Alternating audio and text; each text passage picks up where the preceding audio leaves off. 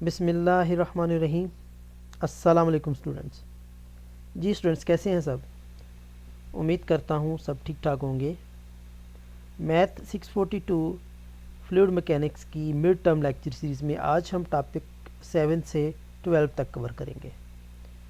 आगे बढ़ने से पहले आपसे रिक्वेस्ट है कि चैनल को सब्सक्राइब कर लें और बेल आइकन प्रेस कर दें ताकि हर आने वाली वीडियो, असाइनमेंट्स, क्विज़ेज़ वगैरह आप तक बर वक्त पहुँच जाएँ। तो चलें, आज हम इस लेक्चर में फ्लूइड फ़्लो की क्लासिफिकेशन के बारे में देखेंगे। यानी जब एक फ्लूइड फ़्लो करता है, जैसे पानी फ़्लो करता है, पानी नदी में फ़्लो कर रहा है, पाइप में फ़्लो कर रहा है, तो वो कितनी टाइप में फ़्लो कर सकता है, उन टाइप्स को हम देखेंगे। ठीक है, तो स्टूडेंट्स जो इम्पोर्टेंट चीज़ें हैं वो मैं हाईलाइट कर चुका हूँ। ये हाईलाइटेड जो लाइनें हैं इन्हीं को आपने फोकस करना है, इन्हीं को आप स्टडी कीजिएगा। बाकी मैं चीज़ें आपको वर्बली बता दूंगा। ओके, सबसे पहले हम पढ़ेंगे विस्कस और इनविस्कड फ्लो के बारे में। यानी विस्कस फ्लो रीजन कौन सा होता है और इनविस्कस फ्लो रीजन या इनविस्कड रीजन ऑफ फ्लो कौन सा होता है।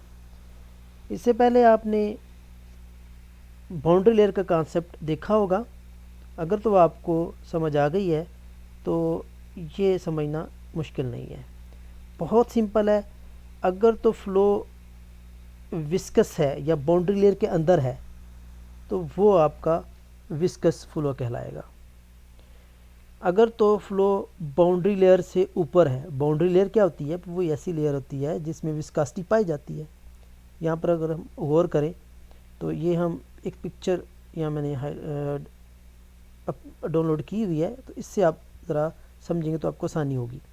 जैसे एक कार है, कार में आपको पता है कि जब वो चल रही होती है तो उस सूरत में उसके सामने एयर के मालिक्यूल आते हैं।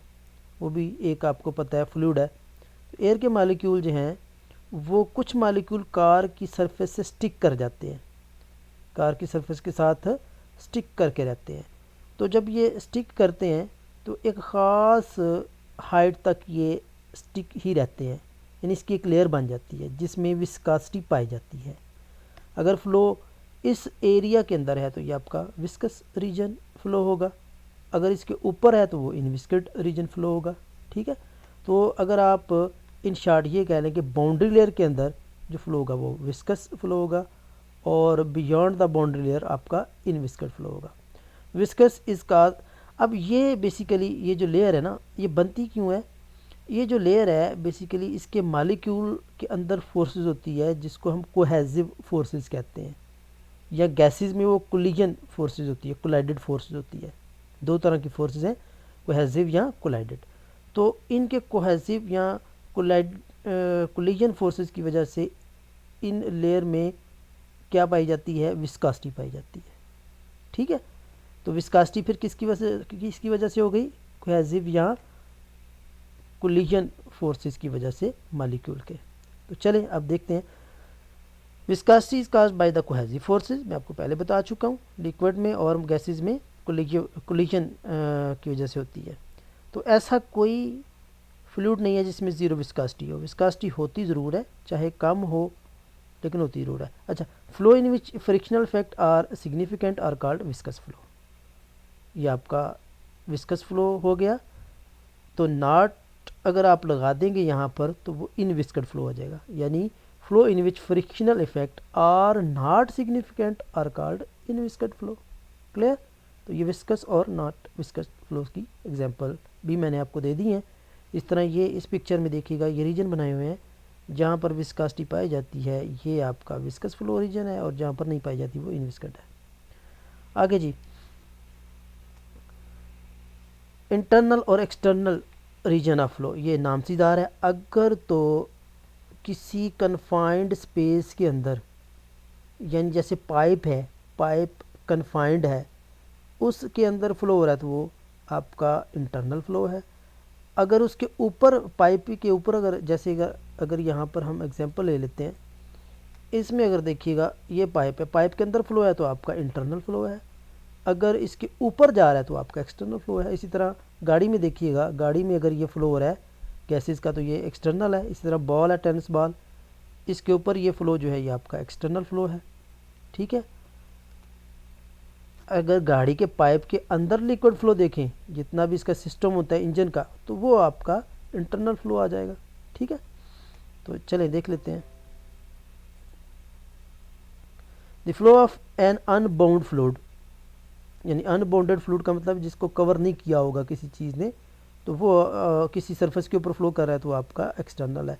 फ्लो इन अ पाइप और डक्ट इज़ इंटरनल फ्लो। अच्छा, अब ओपन चैनल फ्लो भी होता है। ओपन चैनल फ्लो क्या होता है कि अगर flow of liquid in a duct is called open channel if the duct is only partially field, यानी कोई भी डक्ट जो है अगर वो मुकम्मल फिल नहीं है, ठीक है, आधी फिल है आधी खाली है, तो आपका ओपन चैनल फ्लो होगा। इसकी एग्जांपल कौन सी है?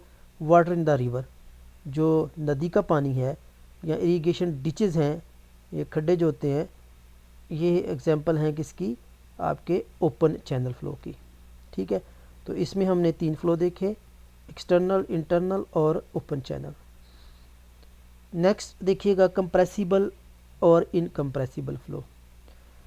स्टूडेंट्स, अभी मैं आपको एग्जांपल दूंगा आम फ्लूइड से हट के, फ्लूइड फ्लो से हट के कंप्रेसिबल और इनकम्प्रेसिबल की आपको समझने के लिए।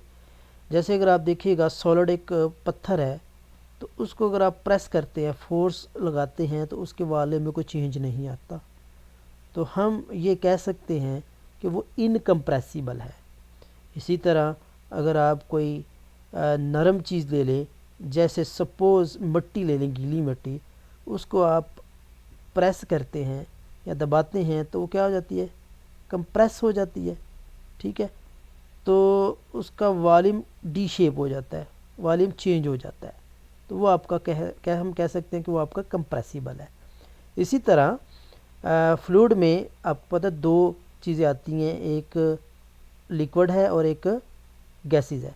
तो गैसेस और लिक्विड में अगर आप फ़र्क देखें कि गैसेस को जब प्रेस करते हैं ना, तो वो कंप्रेस हो जाती है, ठीक है। जैसे ये गैसेस है, इसको आप कंप्रेस करेंगे तो ये क्या हो जाएगी? इसका वॉल्यूम डिक्रीज़ हो जाएगा, वॉल्यूम डिक्रीज़ हो जाएगा और डेंसिटी बढ़ जाएगी।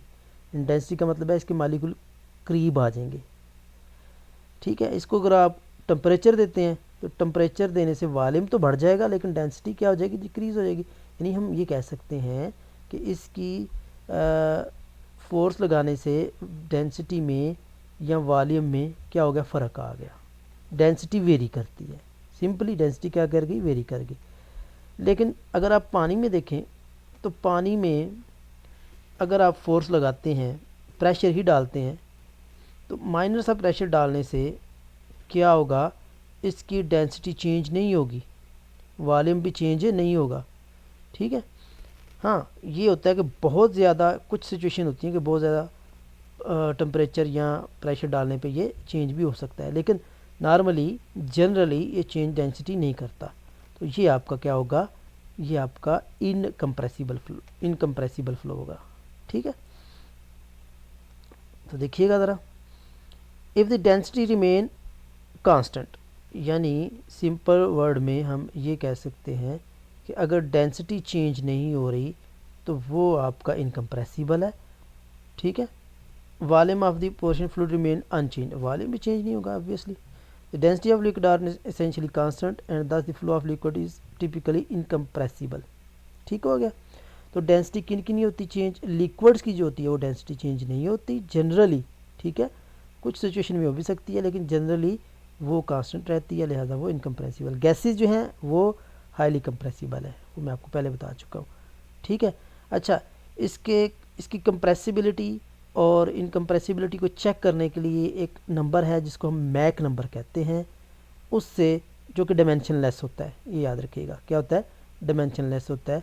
तो उससे इसकी किसी भी फ्लूइड की स्पीड को या फ्लो को हम मेजर कर सकते हैं।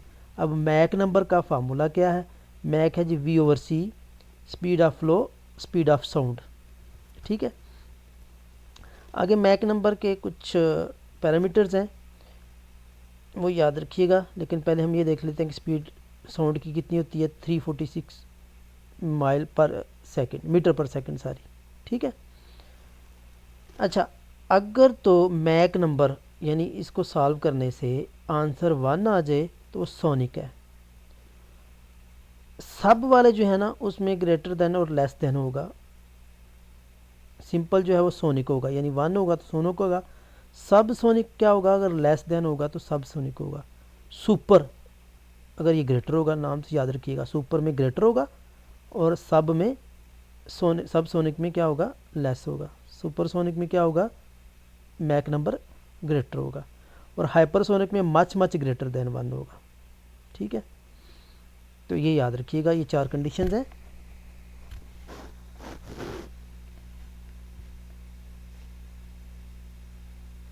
अच्छा, when flow gas flows as incompressible depend upon the Mach number. मैं आपको पहले बता चुका हूँ कि इनकम्प्रेसिबिलिटी का इन्हिसार किस पर होता है, मैक नंबर पे, यानी about 5% which is usually case when Mach number less than 0.3।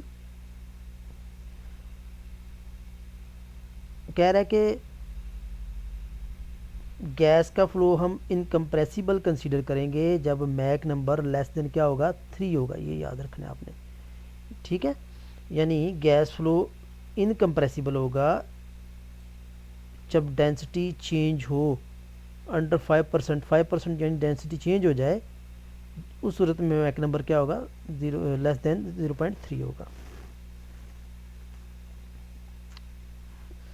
चलें जी, नेक्स्ट टॉपिक नंबर 10 है। टॉपिक नंबर 10 में हम पढ़ेंगे लैमिनर और टर्बुलेंट फ़्लो के बारे में। लैमिनर फ़्लो और टर्बुलेंट फ़्लो को समझने के लिए ये पहले एक पिक्चर देख लीजिए, आपको इजीली समझ आ जाएगी। अच्छा, इस पिक्चर में राइट हैंड साइड वाली में देखिएगा, पानी फ़्लो कर रहा है लेकिन एक ख़ास डिफाइंड पाथ में फ़्लो कर रहा है, बहुत खूबसूरत सा लग रहा है आपको।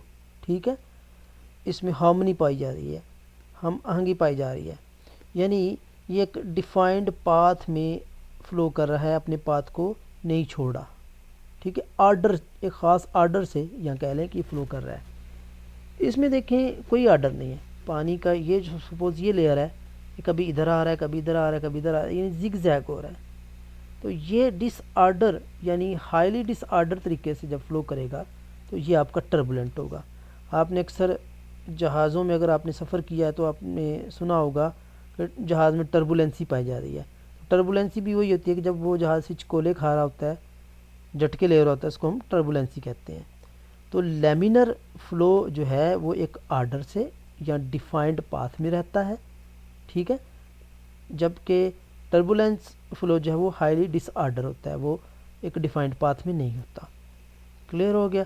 अच्छा, लैमिनर का जो वर्ड है ना, वो बेसिकली इन लेयर के एक दूसरे के साथ लेमिनेशन होती है।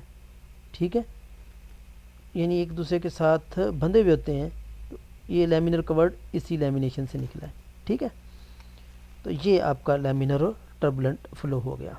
तो देख लेते हैं जी, laminar flow. Laminar comes from movement of adjacent fluid particle together in laminates. मैं आपको पहले बता चुका हूँ। The flow of high viscosity fluid such as oils at low velocities is typical laminar. पहले ये देख लीजिएगा कि लैमिनर होता क्या है, highly ordered fluid motion characterized by smooth layer of fluid is called laminar. ठीक है, यानी हाईली ऑर्डर जो होती हैं वो आपकी लैमिनर होंगी, और इनमें विस्कोसिटी बहुत ज़्यादा होती है। ठीक है, एक दूसरे के साथ चिपके रहते हैं, इसलिए विस्कोसिटी ज़्यादा होती है। आगे हम देख लेते हैं turbulent. Highly disordered fluid motion typically occurs high velocities characterized as turbulent flow, और इनकी वेलोसिटी भी क्या होती है, बहुत हाई होती हैं।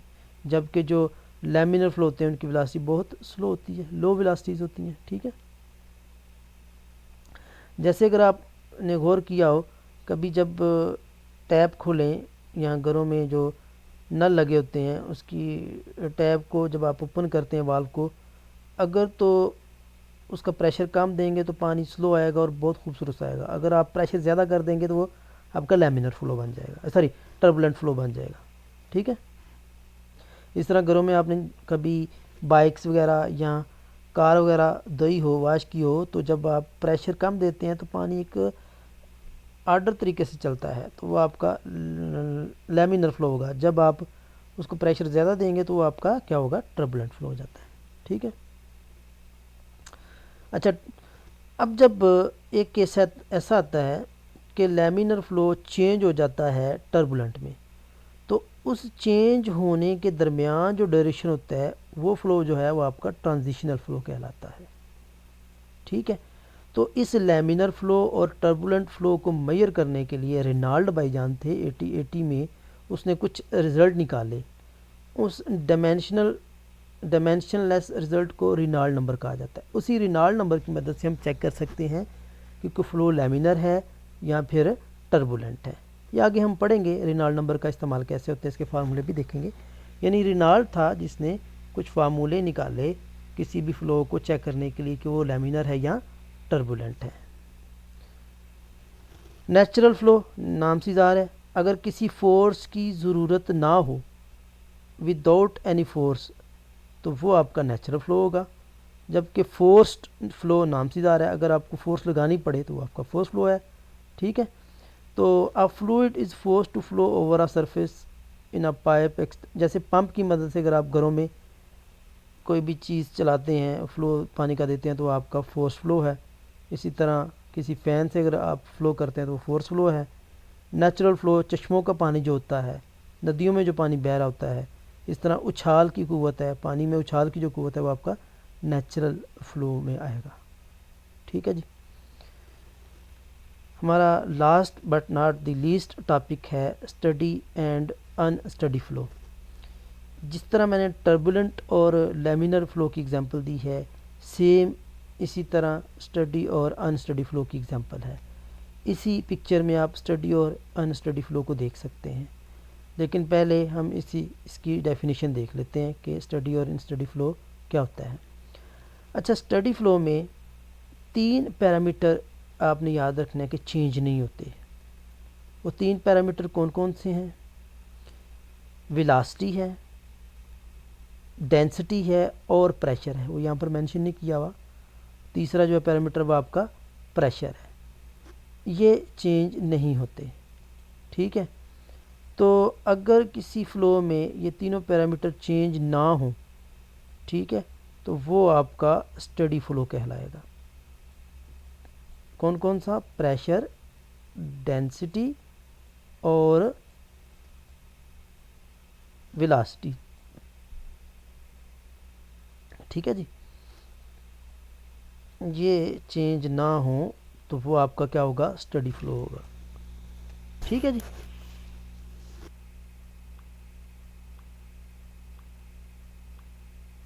लैमिनर टर्बुलेंट फ्लो में और स्टडी एंड स्टडी में क्या फ़र्क है? बेसिकली 1-2 वर्ड का फ़र्क है, ज़्यादा फ़र्क नहीं है। वो फ़र्क क्या है वो मैं आपको यहाँ पर बता देता हूँ। अच्छा, स्टडी फ्लो की जब बात करें ना, तो स्टडी फ्लो में हम किसी ख़ास टाइम में देखते हैं। जैसे इस टाइम में देखा अगर वेलोसिटी और इतने एरिया में ना वेलोसिटी और प्रेशर और डेंसिटी चेंज नहीं हो रही, तब हम बोलेंगे कि वो फ्लो आपका स्टडी फ्लो है। अगर वो चेंज हो रहे हैं, जैसे इसमें किसी इन तीन में से कोई एक यहाँ पर जैसे यहाँ पर इतने एरिया में वेलोसिटी चेंज हो रही है, तो हम बोलेंगे कि ये अनस्टडी फ्लो है। ठीक है। Steady flow implies no change of properties, velocity, temperature. और अनस्टडी क्या होगा? जिसमें चेंज हो, तो आप इसको उलट कर दीजिए। अच्छा, अब कुछ फिनोमेना ऐसे होते हैं कि बज़ाहिर तो वो स्टडी फ्लो होते हैं, बज़ाहिर वो अनस्टडी फ्लो होती है, लेकिन उनका मीन लें या एंड तक उनको कैलकुलेट करें तो वो स्टडी फ्लो ही जनरेट कर रहे होते हैं।